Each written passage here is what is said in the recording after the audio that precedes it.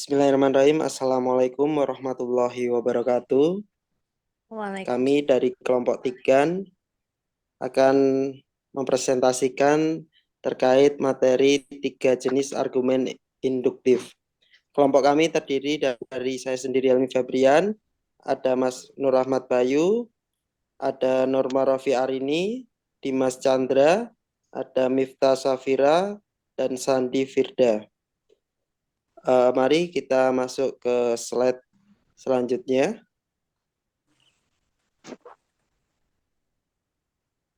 Baik, akan kita bahas terkait perdebatan dari umum ke khusus atau silogisme induktif.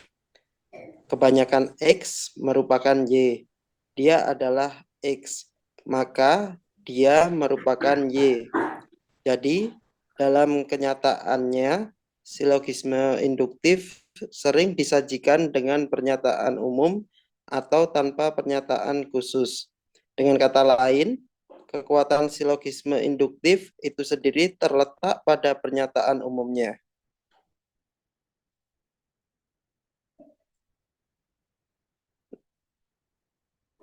Selanjutnya, faktor-faktor lain juga dapat mempengaruhi kemungkinan dari kesimpulan tanpa merubah kekuatan dari argumen awalnya. Jadi kebanyakan X merupakan Y, dia adalah X, maka dia merupakan Y, ditentukan dengan persentase X merupakan Y. Baik, selanjutnya akan dilanjutkan oleh teman saya.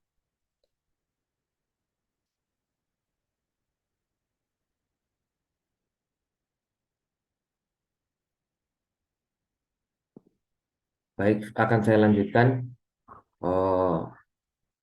Arguing from the specific to the general, inductive generalizing. Menggeneralisasikan dari sampel, membuat pernyataan umum tentang populasi suatu hal, belum tentu mengamati semua anggota populasi.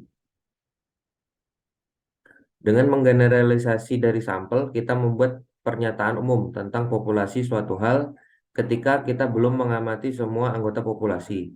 Meskipun kita akan berbicara sebagian besar tentang populasi yang terdiri dari orang-orang, apa yang akan kita katakan berlaku untuk generalisasi tentang segala jenis entitas yang dapat diidentifikasi. Menggeneralisasi dari sampel sebenarnya lebih rumit daripada yang terlihat. Sampling adalah ilmu yang menggunakan matematika statistik dan teori probabilitas. Topik yang membutuhkan seluruh buku dan khusus serta kurikulum untuk dijelajahi sepenuhnya. Untungnya, prinsip logis yang mendasari generalisasi ilmiah dari sampel bersifat langsung dan dapat diterapkan dengan baik untuk generalisasi sehari-hari.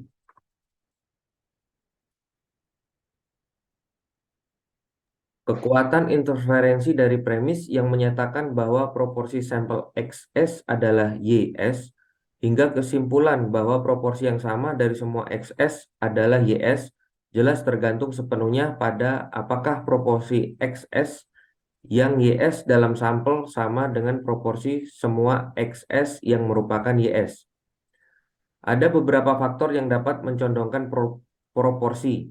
Hal ini bisa menyebabkan ketidakproporsionalan.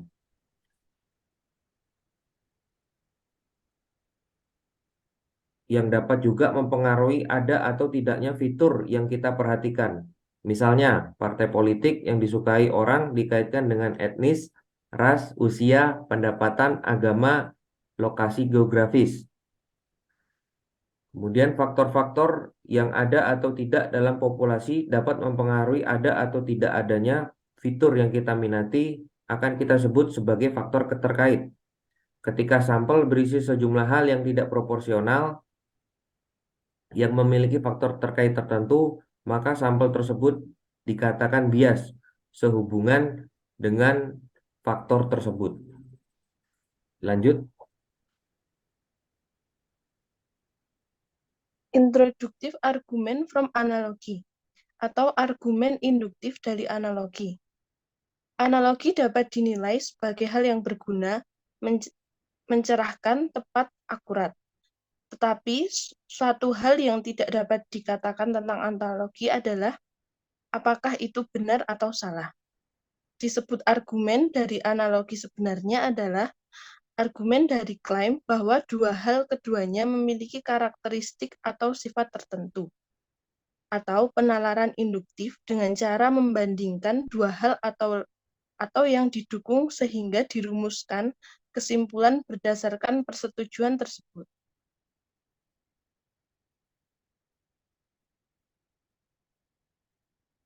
Secara skematis yang disebut argumen dari analogi memiliki bentuk X dan Y sama-sama memiliki sifat PQR dan seterusnya.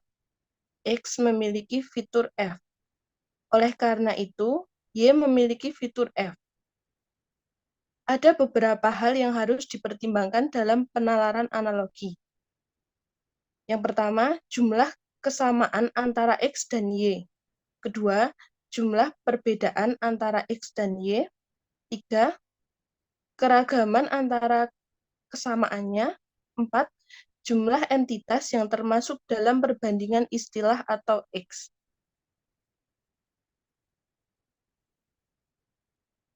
Menyerang analogi. Strategi yang dihormati waktu untuk membantah argumen dari analogi adalah dengan menyerang analogi, untuk menunjukkan bahwa item yang dibandingkan tidak sama seperti yang dinyatakan atau tersiasat. Ini bisa berarti menunjukkan bahwa ada lebih sedikit kesamaan antara item yang dibandingkan daripada yang diduga, atau ada lebih banyak perbedaan di antara keduanya. Argumen federal seperti anggaran rumah tangga, hal buruk terjadi akibat tidak seimbangnya anggaran rumah tangga. Oleh karena itu, hal-hal buruk akan terjadi jika anggaran federal tidak seimbang.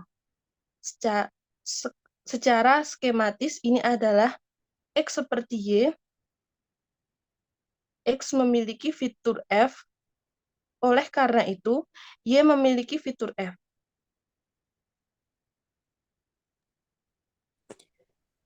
Baik, selanjutnya, variasi random, margin kesalahan, dan tingkat kepercayaan.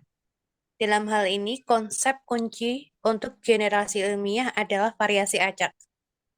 Untuk memperkenalkan terminologi baru yang penting, jangkauan dari variasi acak dari sampel ke sampel ini bisa disebut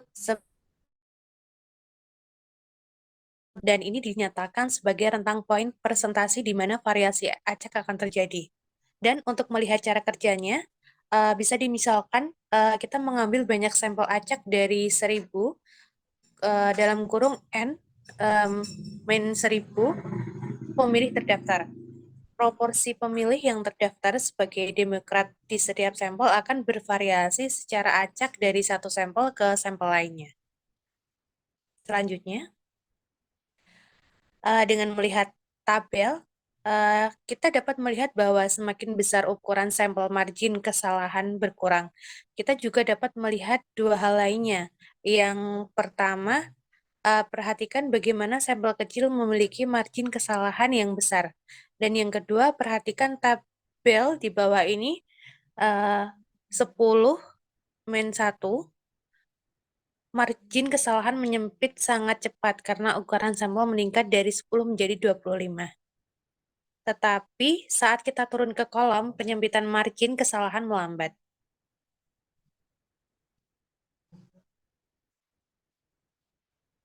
Selanjutnya, argumen induktif setiap hari.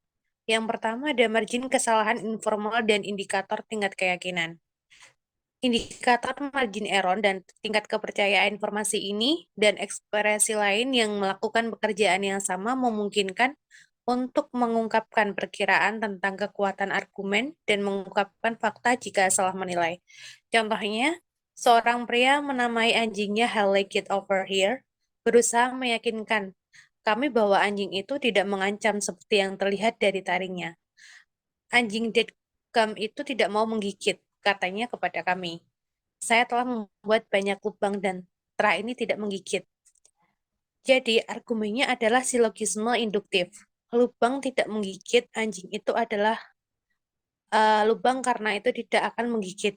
Dan premis umumnya atau lubang tidak menggigit adalah generalisasi dari sampel yang terdiri dari lubang yang diangkat pria tersebut.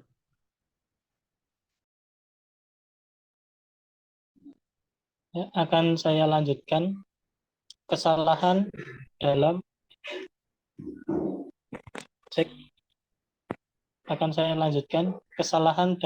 penalaran induktif. Yang pertama, kekeliruan generalisasi yang tergesa-gesa, melebih-lebihkan kekuatan argumen berdasarkan sampel kecil. Perkiraan yang terlalu tinggi diungkapkan oleh tingkat kepercayaan atau margin kesalahan yang dinyatakan atau tersirat. Kedua, kekeliruan generalisasi yang bias. Sebagai perkiraan kekuatan argumen yang berlebihan berdasarkan sampel yang bias atau tidak representatif. Selanjutnya,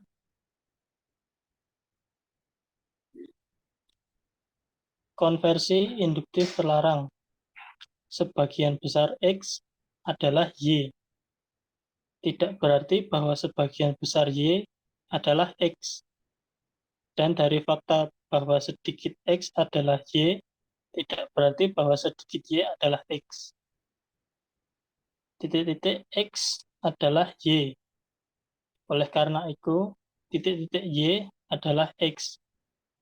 Bagian kosong yang diisi dengan persentase atau ungkapan yang menunjukkan persentase usia atau informasi kuasi-numerik lainnya, tetapi memberikan margin kesalahan pada pembicara. Seperti sebagian besar, hampir setiap, lebih dari setengah, sedikit, banyak, tidak banyak, hanya sedikit, dan seterusnya. Kemudian analogi sisa cerita. Ketertarikan utama kita pada analogi adalah penggunaannya dalam argumen analogi. Tetapi analogi juga digunakan dan juga berguna dalam penjelasan sebagai perangkat retoris dan dalam kapasitas lain. Macam-macam analogi. Yang pertama, analogi penjelasan. Analogi juga berperan dalam penjelasan. Beberapa penjelasan akan menjadi lebih sulit atau bahkan tidak mungkin jika kita tidak dapat menggunakan kasus analog. Yang kedua, analogi historis. Digunakan untuk menjelaskan maupun memperdebatkan sesuatu sudut pandang. Misalnya, sejarah Kekaisaran Romawi sering dibandingkan dengan Kerajaan Inggris, karena para sejarawan mencari tema serupa dengan harapan dapat menarik kesimpulan tentang bagaimana kekaisaran bangkit dan jatuh. Kemudian yang terakhir, analogi logis. Penggunaan analogi logis dalam sanggahan argumen. Anda sering dapat menunjukkan kepada seseorang bahwa suatu argumen tidak valid dengan memberikan argumen lain yang serupa, namun juga tidak valid. Kemudian diteruskan Mas Dimas, monggo. Selanjutnya saya akan menjelaskan tentang false, masalah, dan jebakan. Salah satu penggunaan argumen induktif yang sering ditemui adalah dalam jejak pendapat, terutama jejak pendapat publik. Bisa dijelaskan banyak konsep yang penting dalam melakukan dan melaporkan jejak pendapat sedikit lebih awal di bab ini. Tetapi sekarang saatnya untuk melihat beberapa masalah yang muncul dalam penggunaan argumentasi. Pertama-tama, kita harus menekankan bahwa jejak pendapat yang dilakukan dengan benar dan dilaporkan secara akurat dapat menjadi sumber informasi yang andal. Namun,